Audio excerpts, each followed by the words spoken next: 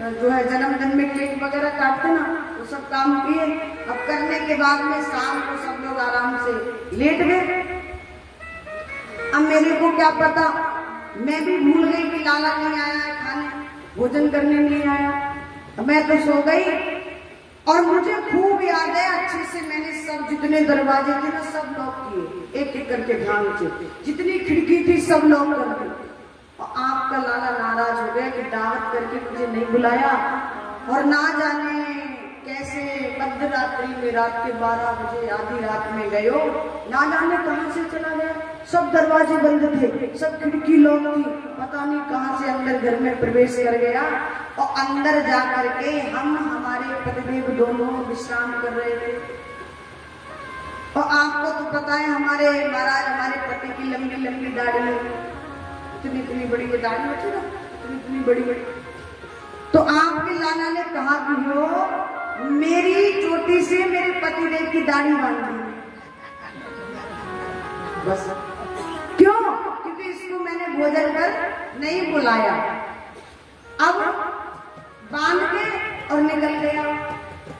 अब रात्रि में आपने विचार किया ना, जब हम भोजन मतलब पूरी कचौड़ी खाते ना, तो रात्रि को प्यास लगती, जब आँख खुलती है तो लगती ना प्यास, तो हमको लगी प्यास, हमारी आँख में प्यास लगी तो हम पानी पीने के लिए जाने लगे।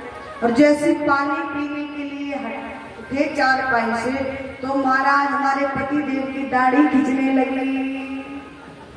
तो उनकी दाढ़ी खींची तो वो बोले क्या कर रही हो, क्या कर रही हो। और जब वो एक तरफ को हुए अपनी तरफ, तो मेरी चोटी खींचने लगी। मैंने क्या कर रही हो, क्या कर। अब वो तो अपनी चोटी दाढ़ी को खींचे बचाए, और मैं अपनी चोटी को बचाऊं। और महाराज इधर ऐसी खींचातानी हुई, वो उधर खींचे, मैं इधर, वो इधर, मैं इधर, और ऐसे करके महाराज धीरे धीरे धीरे धीरे क्या हुआ कि हमारे जो पति देव है ना, हमारे पति देव की सबड़ी दाढ़ी चली गई। मैया ने कान पकड़े, है ना, ऐसे काम करे तू है। कन्हैया बोली ये सब झूठ बोलने की सलाह करके आई है ना, मैंने मैया ऐसा कोई काम नहीं किया, सब झूठ बोल कर आया।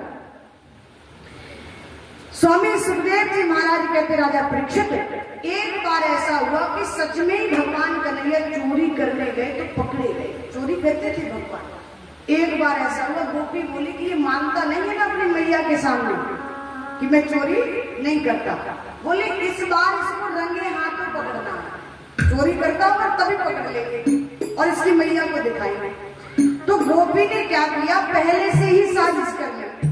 ऊंचे पर मटकी बांधी माखन की, और बांधने के बाद एक रस्सी ली डोरी सी और उसमें बांधी घंटी, और घंटी बांध करके पीछे खड़ी हो गई पर्दे की आड़ से, और बोली जब ये आएगा तो माखन की मटकी को छुएगा तो बराबर में घंटी लग रही, घंटी बोलेगी, और जैसे घंटी बोलेगी मैं समझ जाऊंगी खाना आ गया, तुरंत पकड़ लेंगे। अब पकड़ के रंगे हाथन वहां पहुंचाऊंगी उसकी मैया के पास। अब भगवान को जाते थे ग्वाल वालों के साथ, तो कन्हैया ग्वाल वाल मंडली के साथ पहुंच गए गोपी के घर चोरी कर।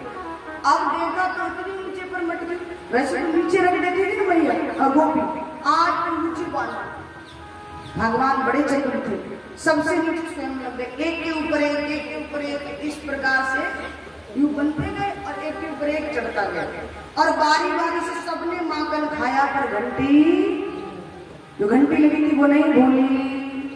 अंत में भगवान का नंबर आया, लास्ट में भगवान बोले सबने खा लिया, बोले हाँ सबने, तो अब मैं भी खा लूं, बोले हाँ। अब सबसे ऊपर लाला चढ़ गया, सबसे ऊपर, और जैसे ही मटकी में हाथ डाला और माखन निकालकर जैसे ही मुख में दिया, घंटी बोल गई।